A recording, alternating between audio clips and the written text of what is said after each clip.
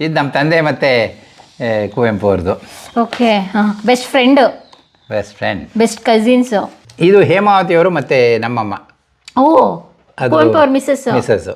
1938 ಆಗೋದಕ್ಕಿಂತ ಮುಂಚೆನೇ ಇವ್ರು ಮದುವೆ ಆಗುತ್ತೆ. 37 ಮದುವೆ ಆಗುತ್ತೆ. 38 ಅರೆಸ್ಟ್ ಆಗ್ತಾರೆ. ಮದುವೆ ಆಗಿ ಮಾನೇ ವರ್ಷನೇ ಫ್ರೀಡಮ್ ಮೂಮೆಂಟಲ್ಲಿ. ಹಾಸ್ಪಿಟ್ಲ್ 1932 ಕೃಷ್ಣರಾಜೇಂದ್ರ ಒಡೆಯರು ಹಾಸ್ಪಿಟ್ಲ್ ಕಟ್ಸೋದಕ್ಕೆ ಇದು ಮಾಡ್ತಾರೆ. ಅವಾಗ ನಮ್ಮ ಅಜ್ಜನೇ ಫಸ್ಟು ಡೋನರು. ಜೈನಿಸಮಿಂದ ಆಗಾಗ ಅವ್ರ ಜೊತೆ ಇದ್ದ ಸಬ್ಜೆಕ್ಟ್ಸ್ ಎಲ್ಲರೂ ಕನ್ವರ್ಟ್ ಆಗಿ ವೈಷ್ಣವೇಟ್ಸ್ ಆಗ್ತಾರೆ. ವೈಷ್ಣವೇಟ್ ಅಂದರೆ ನಾವು ಹಾಕೋದು. ಹಾಗಾಗಿ ನಮ್ಮ ಪೂರ್ವಿಕರೆಲ್ಲ ನಾಮಧಾರಿಗಳು. ಸೊ ನಮ್ಮ ಅಜ್ಜ ಏನು ಮಾಡ್ತಾರೆ ಅಂದರೆ ಅವನ್ನೆಲ್ಲ ಇದನ್ನು ಇದು ಮಾಡಬೇಕು ಅಂತ ಇಲ್ಲಿ ಸ್ಕೂಲ್ಗಳು ಮಾಡಿದ್ರು.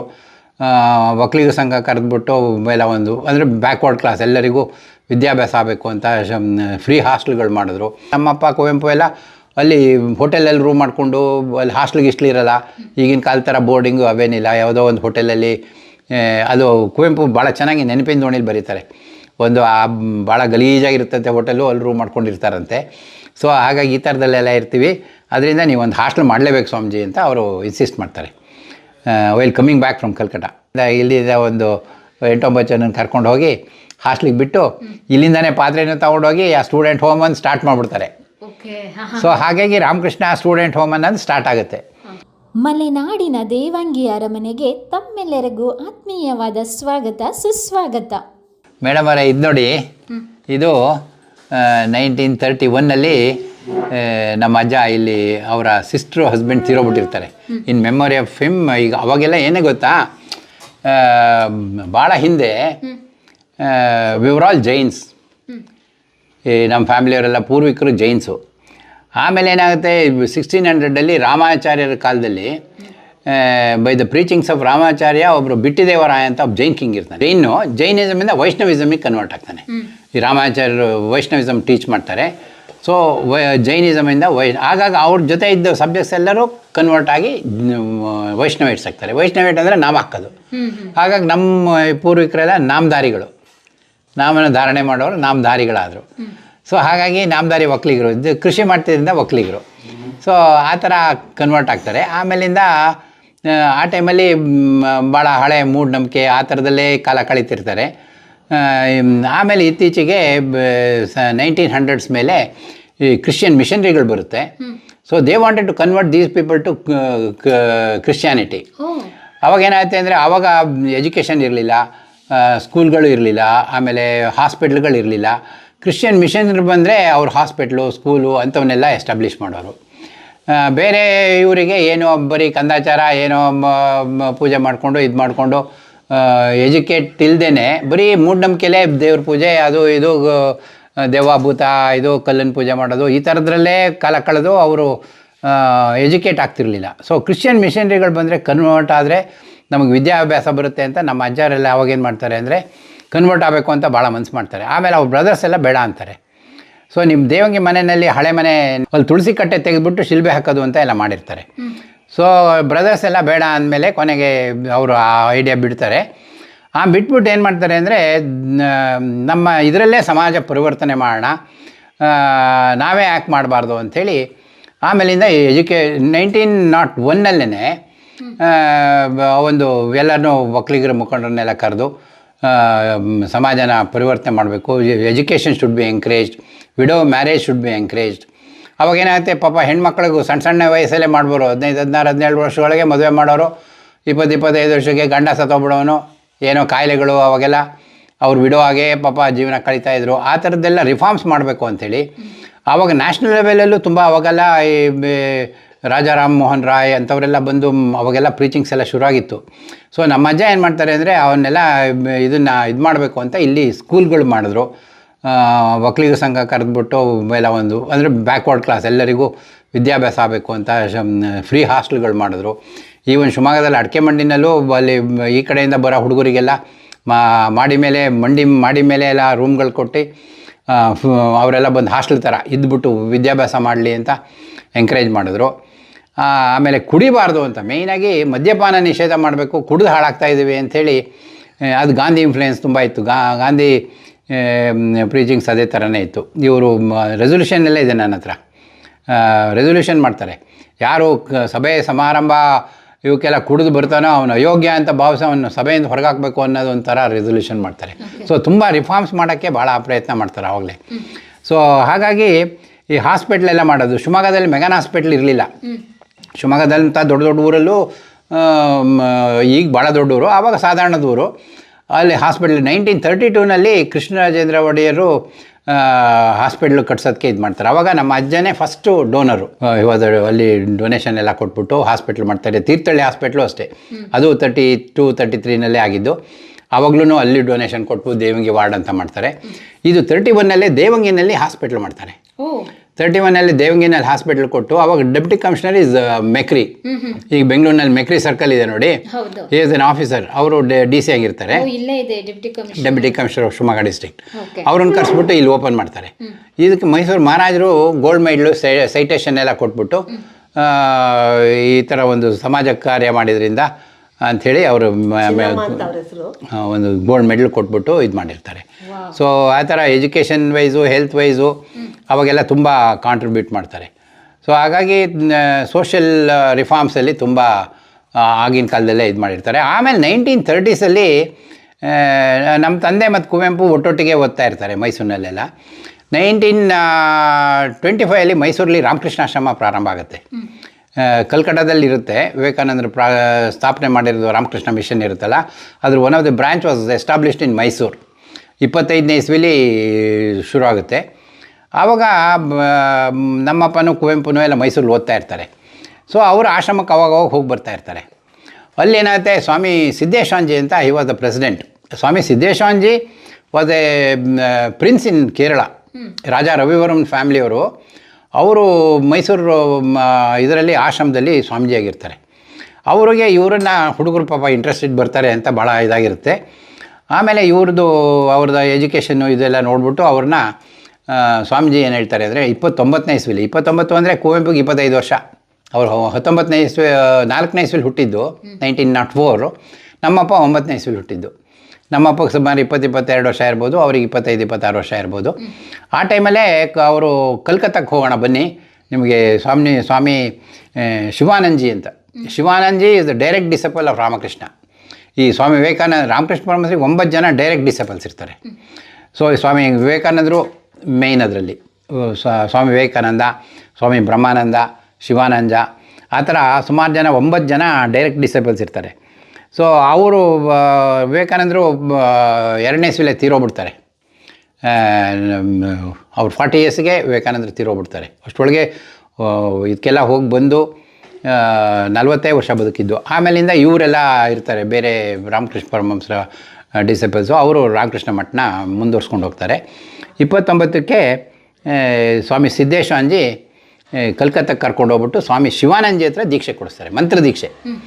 ಅದರಲ್ಲಿ ಏನಂದರೆ ಇದು ಮಂತ್ರ ದೀಕ್ಷೆ ಅಂದರೆ ಅವರಿಗೆ ಒಂದು ದೀಕ್ಷೆ ಕೊಟ್ಬಿಟ್ಟು ಅವರು ಇದನ್ನು ಈ ಥರ ಮಂತ್ರ ಹೇಳ್ಕೊಂಡು ಬೆಳಗ್ಗೆ ಎದ್ದು ಸಾಯಂಕಾಲ ಅವರು ಮಂತ್ರಗಳನ್ನ ಹೇಳ್ಕೊಂಡು ಅವರ ಜೀವನನ ಯಾವ ಥರ ಪರಿಶುದ್ಧವಾಗಿರಬೇಕು ಅಂತ ಅವರೊಂದು ಪ್ರೀಚಿಂಗ್ ಮಾಡ್ತಾರೆ. ಪ್ರಿಯ ವೀಕ್ಷಕರೇ, ನಾವು ತೋರಿಸುತ್ತಿರುವ ಇತಿಹಾಸದ ಕಥೆಗಳು ಕನ್ನಡದ ಕಲೆ, ಸಾಹಿತ್ಯ, ಸಂಸ್ಕೃತಿ, ಜನಜೀವನ, ಇತಿಹಾಸ ಸೃಷ್ಟಿಸಿದ ಜನಸಾಮಾನ್ಯರ ಅಸಾಮಾನ್ಯ ಕಥೆಗಳು ನಿಮಗೆ ಇಷ್ಟ ಆಗಿದ್ಯಾ? ಹಾಗಿದ್ರೆ ವಿಡಿಯೋ ನೋಡಿ ಸುಮ್ಮನಾಗ್ಬೇಡಿ, ಶೇರ್ ಮಾಡಿ, ಸಪೋರ್ಟ್ ಮಾಡಿ, ನಮ್ಮೊಂದಿಗೆ ಜೊತೆಯಾಗಿ. ಇದು ನೀವೇ ಬೆಳೆಸಿದ ನಿಮ್ಮ ನೆಚ್ಚಿನ ಡಿಜಿಟಲ್ ಮಾಧ್ಯಮ. ಇನ್ಮುಂದೆ ನಿಮಗಾಗಿ ಇನ್ನಷ್ಟು ವಿನೂತನ ಶೈಲಿಯಲ್ಲಿ ಬರಲಿದೆ. ನೈತಿಕ ಬೆಂಬಲದ ಜೊತೆಗೆ ಆರ್ಥಿಕ ಬೆಂಬಲ ನೀಡಿ. ನಿಮ್ಮ ಬೆಂಬಲವೇ ನಮಗೆ ಪ್ರೇರಣೆ, ಸ್ಫೂರ್ತಿ ಕೂಡ. ನಿಮ್ಮ ಬೆಂಬಲದೊಂದಿಗೆ ನಮ್ಮ ಪಯಣ ಮುಂದುವರಿಯುತ್ತಿದೆ. ಸಾಮಾಜಿಕ ಬದಲಾವಣೆಗೆ ಜೊತೆಯಾಗಿ ನಮ್ಮ ಮುಂದಿನ ಪೀಳಿಗೆಗೆ ಕರ್ನಾಟಕದ ಇತಿಹಾಸ ಉಳಿಸೋಣ. ಆ ದೀಕ್ಷೆ ತಗೊಂಡ್ರೆ ಮದ್ವೆ ಎಲ್ಲ ಆಗ್ಬಹುದು? ಮದುವೆ ಆಗ್ಬೋದು. ಇದು ಮಂತ್ರ ದೀಕ್ಷೆ. ಇದು ಸನ್ಯಾಸಿ ದೀಕ್ಷೆ ಅಲ್ಲ, ಮಂತ್ರ ದೀಕ್ಷೆ. ಈ ದೀಕ್ಷೆಗಳಲ್ಲೂ ಸುಮಾರು ಥರ ಇದೆ.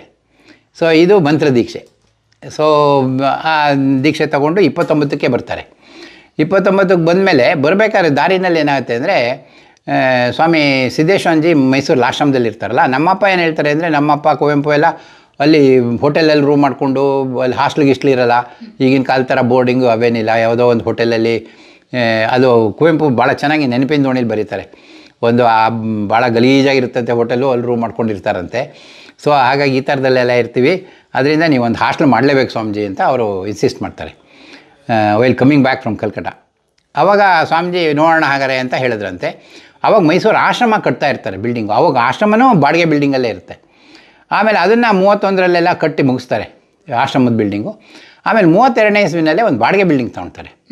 ಬಾಡಿಗೆ ಬಿಲ್ಡಿಂಗ್ ತೊಗೊಂಬಿಟ್ಟು ಒಂದು ಹಾಸ್ಟೆಲ್ ಮಾಡ್ತಾರೆ, ರಾಮಕೃಷ್ಣ ಸ್ಟೂಡೆಂಟ್ ಹೋಮ್ ಅಂತ.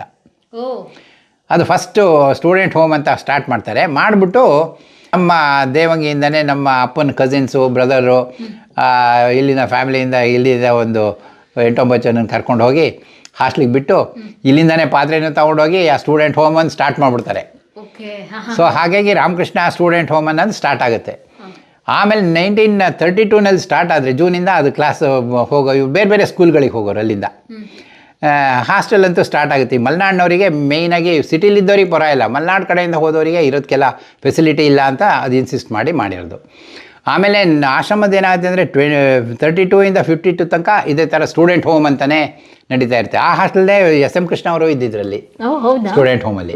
ಸೊ ಆ ಥರ ತುಂಬ ಜನ ಈಗ ಭಾಳ ಟಾಪ್ ಇವರೆಲ್ಲ ಹೋದವರೆಲ್ಲ ತುಂಬ ಜನ ಆಶ್ರಮದ್ದು ಸ್ಟೂಡೆಂಟ್ ಹೋಮಲ್ಲಿದ್ದರು.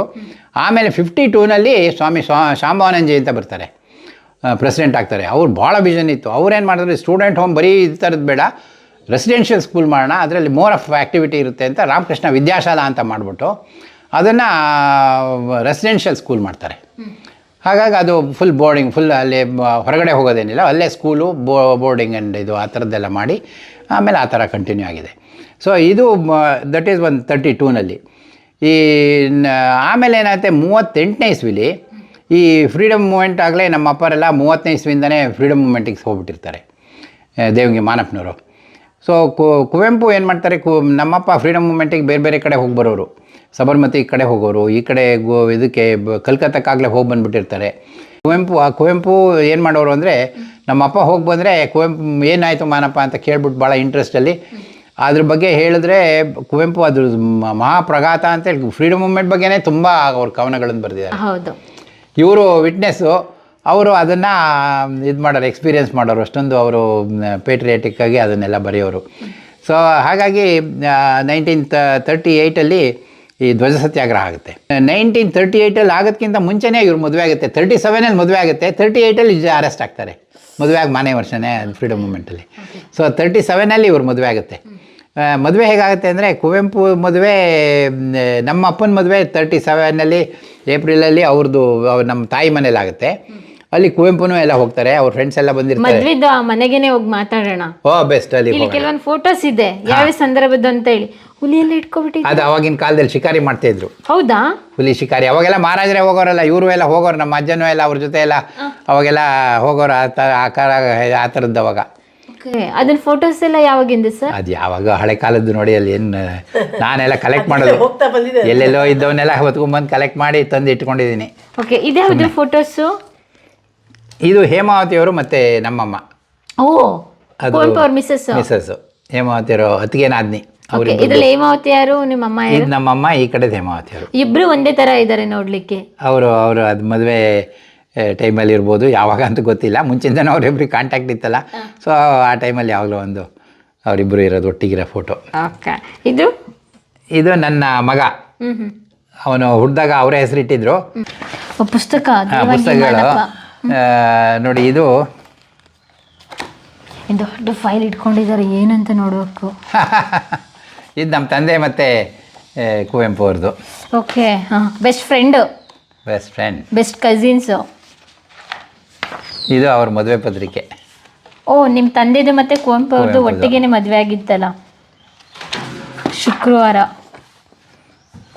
ಚೀಸೋ ಹೇಮಾವತಿ, ಕೆ ಪುಟ್ಟಪ್ಪ, ಚೀರ ಮಾನಪ್ಪ, ಚೀಸೋ ಲಕ್ಷ್ಮೀದೇವಿ. ಇದು ನನಗೆ ಬರೆದಿರೋ ಕಾಗದ. 86ರಲ್ಲಿ ನನ್ನ ಮಗ ಹುಟ್ಟಿದಾಗ ಅವ್ರು ಬರೆದಿರೋದು. ನಾವು ಆ ಟೈಮಲ್ಲಿ ಏನು ಮಾಡಿದ್ದು ಅಂದರೆ ಕುವೆಂಪುದು ತುಂಬ ಬುಕ್ಗಳಿರೋದು. ಅವ್ರು ನನಗೆ ಮನೋನಿ ತೊಗೊಂಡೋಗ್ಬಿಡು ದೇವಂಗಿಗೆ ಅಂತೇಳಿ ನನಗೆಲ್ಲ ಬುಕ್ಸ್ ಕೊಟ್ಟರು. ನಾವಿಲ್ಲಿ ಹೇಮಾವತಿ ಕುವೆಂಪು ಪುಸ್ತಕ ಭಂಡಾರ ಅಂತ ಲೈಬ್ರರಿ ಮಾಡಿದು. ಕುವೆಂಪು ಅವ್ರಿಗೆ ಭಾಳ ಜನ ಆಥರ್ಸ್ ಎಲ್ಲ ಕೊಡೋರಲ್ಲ, ಸಿಕ್ಕಾಪಟ್ಟೆ ಬುಕ್ ಆಗ್ಬಿಡ್ತು ಅವರಿಗೆ. ಹಾಗಾಗಿ ಕೊಟ್ಟಿದ್ದರು. ನಾವಿಲ್ಲಿ ಹೇಮಾವತಿ ಕುವೆಂಪು ಪುಸ್ತಕ ಭಂಡಾರ ಅಂತ ಲೈಬ್ರರಿ ಮಾಡಿದ್ದೀವಿ. ಅದಕ್ಕೆ ಅದನ್ನು ಬರೆದಿದ್ದಾರೆ. ಹೇಮಾವತಿ ಕುವೆಂಪು ಭಂಡಾರಕ್ಕೆ ಚೆನ್ನಾಗಿ ಜೋಡಿಸಿದೀಯಾ ಅಂತ ಬರೆದಿದೆಯಾ ಪುಸ್ತಕ. ಇದಕ್ಕಾಗಲೇ ಬೀರುಗಳನ್ನೆಲ್ಲ, ರತ್ನಾಕರ ಅಂದರೆ ನಮ್ಮ ಚಿಕ್ಕಪ್ಪ, ಅವರೆಲ್ಲ ಬೀರುಗಳನ್ನೆಲ್ಲ ಕೊಟ್ಟರು, ಕಬೋರ್ಡೆಲ್ಲ ಕೊಟ್ಟು ಅದರಲ್ಲೆಲ್ಲ ಜೋಡಿಸಿಟ್ಟಿದ್ದು. ಹಾಗೆ ನನ್ನ ಮಗನಿಗೆ ಹೆಸರಿಡೋದಕ್ಕೆ ಅವರು ಸಜೆಸ್ಟ್ ಮಾಡಿ ಕಾಗದ ಬರೆದ್ರು. ಅದನ್ನ ನಿನ್ನ ಅಮ್ಮಗೂ ಮತ್ತು ನಿನ್ನ ಸಹೋದರನಿಗೂ ನನ್ನ ಆಶೀರ್ವಾದದ ಪೂರ್ವದ ಶುಭಾಶಯಗಳು ತಿಳಿಸು. ನಿನ್ನ ಗಂಡು ಮಗುವಿಗೆ ಹೆಸರನ್ನು ಸೂಚಿಸಲು ಬರೆದಿದ್ದೀಯಾ? ಅಷ್ಟೇ. ಆಕಾರದಿಂದ ಪ್ರಾರಂಭವಾಗಬೇಕೆಂದು ಬರೆದಿರುವುದರಿಂದ ನನ್ನ ಕೆಲಸ ಸ್ವಲ್ಪ ಕಷ್ಟಕರವಾಗಿದೆ, ಆದರೂ ಕೆಲವು ಹೆಸರುಗಳನ್ನು ಸೂಚಿಸಿ ಬರೆಯುತ್ತೇನೆ. ಅದರಲ್ಲಿ ಯಾವುದು ನಿಮಗೂ ಅಮ್ಮನಿಗೂ ಒಪ್ಪಿಗೆಯಾಗುವುದೋ ಅದನ್ನು ಆರಿಸಿ. ಮಯೂಕ, ತಾರಣಿ ಮತ್ತು ಚಿದಾನಂದ ನಿಮ್ಮೆಲ್ಲರಿಗೂ ಶುಭಾಶಯಗಳನ್ನು ತಿಳಿಸಿದ್ದಾರೆ. ನಿಮ್ಮ ಕುವೆಂಪು. ಅವರು ಏಜ್ ಆದಮೇಲೆ ಬರೀತಿರ್ಲಿಲ್ಲ. ಅವರಿಗೊಬ್ಬರು ದಾಸೇಗೌಡರು ಅಂತ ಅವ್ರನ್ನ ಗೌರ್ಮೆಂಟಿಂದ ಕೊಟ್ಟಿದ್ರು. ಅವರು ಏನೇ ಹೇಳಿದ್ರು ಬರೆಯೋರು. ಅವ್ರ ಪರವ ಕುವೆಂಪು ಎಲ್ಲ ಅವ್ರ ಹತ್ರನೇ ಎಲ್ಲ ಹೇಳಿ ಬರೆಸ್ತಾ ಇದ್ರು. ಟೈಪಿಂಗು ಇವನ್ನೆಲ್ಲ ಮಾಡೋರು ಅವರು ಬರೆದು ಕಳಿಸಿರೋದು. ಹೌದು. ಓಕೆ, ಎಮ್ಮಿಂದಲೇ ಪ್ರಾರಂಭ ಆಗ್ಬೇಕಂತ ಹೇಳಿ 4 ಹೆಸರುಗಳಲ್ಲಿ ನೀವು ಮಯೂಕ ಅನ್ನೋದೇ ಚೂಸ್ ಮಾಡಿದ್ರಿ. ನಿಮ್ಮ ಮಗನಿಗೆ ಹೆಸರಿಟ್ಟಿದ್ದು ಇಂದಿನ ಕತೆ ಇದು. ಕುವೆಂಪು ಅವ್ರನ್ನೇ ನೀವು ಕೇಳಿದ್ರಿ ನೋಡಿ. ಇದು ಅಷ್ಟೇ, ಫ್ಯಾಮಿಲಿ ಅಲ್ಲಿ ಮನೆಗೆ ಹೋದಾಗ ಅವನು ತೋರಿಸಿದಾಗ ಇದು ಮಾಡಿರೋದು. ಇದು ಕುವೆಂಪು ನಮಗೆ ಇಲ್ಲೇನಾಯಿತು, ಕುವೆಂಪು ಪ್ರತಿಷ್ಠಾನ ಆಗೋಕ್ಕಿಂತ ಮುಂಚೆ ಇಲ್ಲಿ ಆವಾಗಲೇ ಕುವೆಂಪು ಬರ್ಡೇನ ನಾವಿಲ್ಲೇ ಸೆಲೆಬ್ರೇಟ್ ದೇವಂಗಿನಲ್ಲೇ ಮಾಡ್ತಾಯಿದ್ದು. ಆವಾಗ ಕುಪ್ಪಳಿನಲ್ಲಿ ಏನೂ ಇರಲಿಲ್ಲ. ಆವಾಗ ಕವಿಶೈಲ ಇನ್ನೂ ಅವಾಗೇನೂ ಆಗಿರಲಿಲ್ಲ. ಮನೆ ಹತ್ರ ಸುಮ್ಮನೆ ಹಿಂದ್ಗಡೆ ಒಂದು ಬಂಡೆ ಇತ್ತು ಅಷ್ಟೇ, ಬಿಟ್ಟರೆ ಬೇರೆ ಅಲ್ಲೇನೂ ಡೆವಲಪ್ ಆಗಿರಲಿಲ್ಲ. ಮನೆಯಲ್ಲೇ ಅವ್ರು ವಾಸ ಇದ್ದರು, ಅವ್ರ ಕಸಿನ್ಸ್ ವಾಸ ಇದ್ದರು. ಅಲ್ಲೂ 2-3 ಪೋರ್ಷನ್ ಇತ್ತು, ಎಲ್ಲ ಡಿವೈಡ್ ಮಾಡ್ಕೊಂಡು ಬೇರೆ ಬೇರೆ ಮನೆಗಳಿತ್ತು. ಅಲ್ಲಿ 2-3 ಮನೆಗಳಿತ್ತು. ಕುವೆಂಪು ಹೇಗೋ ಮೈಸೂರಲ್ಲೇ ಇದ್ದರು.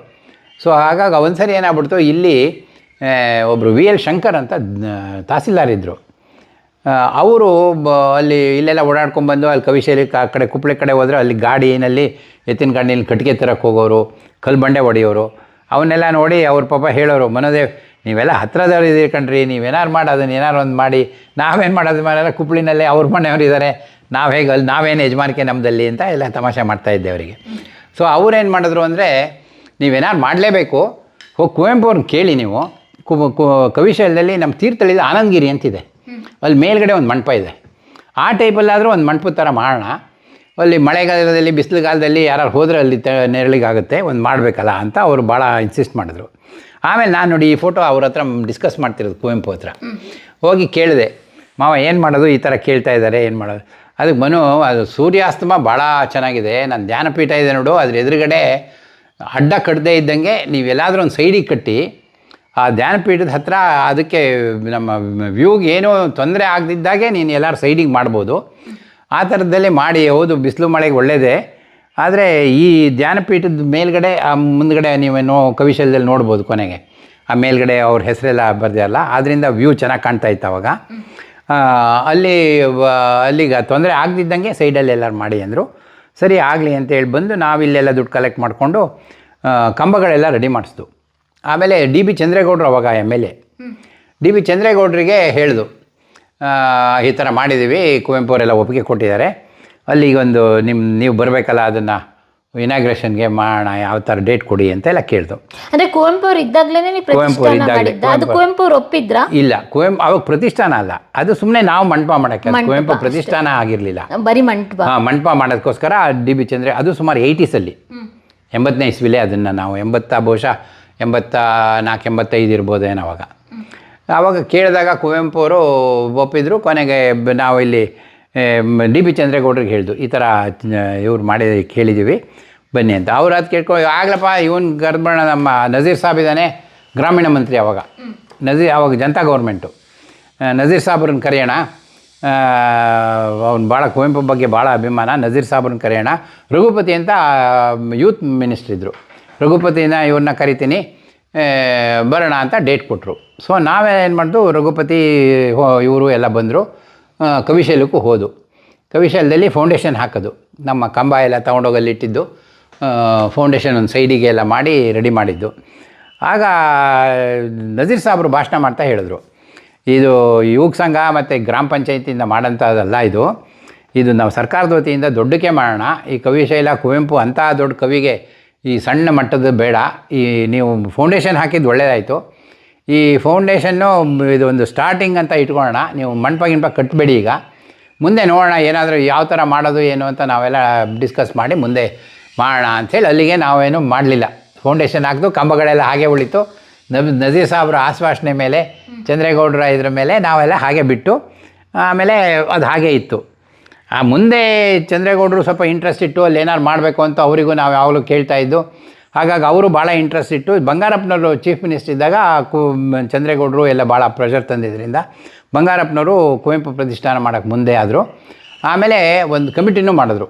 ಆವಾಗ ಜವರೇಗೌಡರು ದೇಜಗೌ ಅವರು ಕುವೆಂಪುಗೆ ಭಾಳ ನೇರ ಶಿಷ್ಯ ಅಂಥೇಳಿ ಇವ್ರನ್ನ ದೇಜಗೌ ಅವ್ರನ್ನ ಅಧ್ಯಕ್ಷತೆ ಮಾಡಿ ಒಂದು ಕುವೆಂಪು ಪ್ರತಿಷ್ಠಾನ ಅಂತ ಒಂದು ಟ್ರಸ್ಟ್ ಮಾಡಿದ್ರು. ಕಾಗೋಡು ತಿಮ್ಮಪ್ಪನವರು, ಡಿ ಬಿ ಚಂದ್ರೇಗೌಡರು, ಬಂಗಾರಪ್ಪನವರು ಮತ್ತು ಹಂಪ ನಾಗರಾಜಯ್ಯನವರು, ಕಮಲಾ ಹಂಪನವರು, ಆ ಥರ ಒಂದು ಸೆಲೆಕ್ಟೆಡ್ ಒಂದು 5-6 ಜನದ್ದು ಒಂದು ಟೀಮ್ ಮಾಡಿ ಅದನ್ನು ಕುವೆಂಪು ಪ್ರತಿಷ್ಠಾನ ಅಂತ ಹೆಚ್ಚು ಕಮ್ಮಿ 2000 ಮಾಡಿದ್ರು. 2090 ಅದು ಕುವೆಂಪು ಅವ್ರು ಇದ್ದಾಗಲೇ ಅನಿಸುತ್ತೆ, 94 ಅವ್ರು ತೀರೋಗಿದ್ದು. ಎಕ್ಸಾಕ್ಟಾಗಿ ನಾನು ಹೇಳ್ತೀನಿ ಆಮೇಲೆ. ಪ್ರತಿಷ್ಠಾನ ಬಂಗಾರಪ್ಪನವ್ರ ಕಾಲದಲ್ಲಿ ಆಯಿತು. ಆಮೇಲೆ ಪ್ರತಿಷ್ಠಾನ ಆಯಿತು. ಕೊನೆಗೆ ಅವ್ರು ಕುವೆಂಪು ಅವ್ರು ತೀರೋಗ್ಬಿಟ್ರು 94. ಆಮೇಲೆ ತೇಜಸ್ವಿ ಅವ್ರು ಇದ್ಕೊಂಡು ಅದಕ್ಕೊಂದು ಮೆಮೋರಿಯಲ್, ಕುವೆಂಪು ಅವ್ರು ತೀರೋಗಿದ್ದಕ್ಕೆ ಮೆಮೋರಿಯಲ್ ಆಗಿ ಏನು ಮಾಡೋದು ಅಂತ ಡಿಸ್ಕಸ್ ಮಾಡಿ ಆಮೇಲೆ ದೊಡ್ಡಕ್ಕೆ ಈಗ ಮಾಡಿದಾರಲ್ಲ, ಅದು ಇಂಗ್ಲೆಂಡಲ್ಲಿ ಸ್ಟೋನ್ ಹೆಂಜ್ ಅಂತ ಒಂದು ಗುಡ್ಡದ ಮೇಲೆ ಈ ಕವಿಶಲ್ಯದಲ್ಲಿ ಮಾಡಿದ್ವಿ. ಆ ಥರದ್ದು ಭಾಳ ಅನಾದಿ ಕಾಲದ್ದು ಒಂದಿದೆ. ಆ ಮೇಲ್ಗಡೆ ಕಲ್ಲೆಲ್ಲ ಇಟ್ಟಿದ್ದು ಇವತ್ತಿಗೂ ಅದು ಹೇಗಿಟ್ರು ಅನ್ನೋದು ಒಂದು ಮಿಸ್ಟ್ರಿ. ಈ ಇಂಗ್ಲೆಂಡಲ್ಲಿದೆ ಅದು. ಆ ಟೈಪು ಇವರು ಹಾಸನದ ಶಿವಪ್ರಸಾದ್ ಅಂತ ಆರ್ಕಿಟೆಕ್ಟ್ ಇದ್ದಾರೆ. ಅವರು ಈ ನೇಚರ್ಗೆ ಇದು ಕೇಮಫ್ಲಾಜ್ ಆಗಿ ಒಂದೇ ಥರ ಚೆನ್ನಾಗಿ ಕಾಣುತ್ತೆ, it will merge with the nature ಅಂತ ಈ ಥರ ಕಲ್ಲಲ್ಲೇ ಮಾಡೋದಕ್ಕೆ ಮಾಡಿ ಕುವೆಂಪುದೊಂದು ಮೆಮೋರಿಯಲ್ಲು. ಆವಾಗ ಕುವೆಂಪು ಪ್ರತಿಷ್ಠಾನನೂ ಆಯಿತು, ಆ ಥರ ಒಂದೊಳ್ಳೆ ಮೆಮೋರಿಯಲ್ ಆಯಿತು. ಈಗ ಭಾಳ ಜನ ಬರ್ತಾರೆ, ನೋಡ್ತಾರೆ, ಕುವೆಂಪುರ ಸಾಹಿತ್ಯನ ಓದ್ತಾರೆ. ಈಗ ಮುಂಚೆ ಅವರು ಇದ್ದಾಗಿಂತ ಈಗ ಜಾಸ್ತಿ ಜನ ಕುವೆಂಪು, ತೇಜಸ್ವಿ ಇದು ಭಾಳ ಜನ ಓದ್ತಾರೆ. ಆಮೇಲೆ ತುಂಬ ಜನ ಮಂತ್ರಮಾಂಗಲ್ಯ ಆಗ್ತಾರೆ, ಮಂತ್ರಮಾಂಗಲ್ಯ ಮದುವೆ ಆಗ್ತಾರೆ. ಅವರು ಕುವೆಂಪು ಅವ್ರದ್ದು ಒಂದು ಆಶೆ ಇದ್ದಂತೆ ಈ ಥರ ಇವತ್ತಿನ ದಿನ ವಿದ್ಯಾವಂತರು ತುಂಬ ಜನ ಇದಕ್ಕೆ ಅವರ ನಾವೆಲ್ಸ್ ಆಗಲಿ ಇದಾಗಲಿ ಅದರಿಂದ ಪ್ರಭಾವಿತರಾಗಿದ್ದಾರೆ. ಟ್ರಸ್ಟ್ ಆಗೋಕ್ಕಿಂತ ಮುಂಚೆ ಕುವೆಂಪು ಬಗ್ಗೆ ಭಾಷಣ ಮಾಡ್ತಿರೋದು. Okay. Vithal Murthy Kannada and culture direct ಆಗಿದ್ದರು. ಇವರು AC ಆಗಿದ್ದರು ಮನ್ನಪ್ಪ ಅಂತ. ಆ ಕಾಲದಲ್ಲೇ ನಾವು ಕುವೆಂಪು ಬಗ್ಗೆ ಟ್ರಸ್ಟ್ ಹಾಕಿಂತ ಮುಂಚೆನೇ ಮಾಡ್ತಾಯಿದ್ದು. ಕವಿಶೈಲಾಗಿ ಹೋಗ್ತೀವಲ್ಲ, ಅಲ್ಲೇ ಆ ವಿಷಯಗಳನ್ನ ಮಾತಾಡೋಣ. ಇವಾಗ ನಿಮ್ಮ ಇಂಗ್ಲಾದಿಗೆ ಹೋಗೋದಾ? ಇಂಗ್ಲಾದಿಗೆ ಹೋಗೋಣ. ದೇವಂಗಿ ಮನೆನೇ ಇಂಗ್ಲಾದಿ ದೇವಂಗಿಯವ್ರದ್ದೇ. ದೇವಂಗಿ ಮನೆಯಿಂದ ಡಿವೈಡ್ ಆದಮೇಲೆ ಒಂದು ಇಂಗ್ಲಾದಿ, ಉಂಟೂರು ಅಂತ 2 ಮನೆ ಕಟ್ತಾರೆ. ಇಂಗ್ಲಾದಿಗೆ ಹೋಗೋಣ ಬನ್ನಿ. ಅದು ದೇವಂಗಿ ಮನೆನೇ.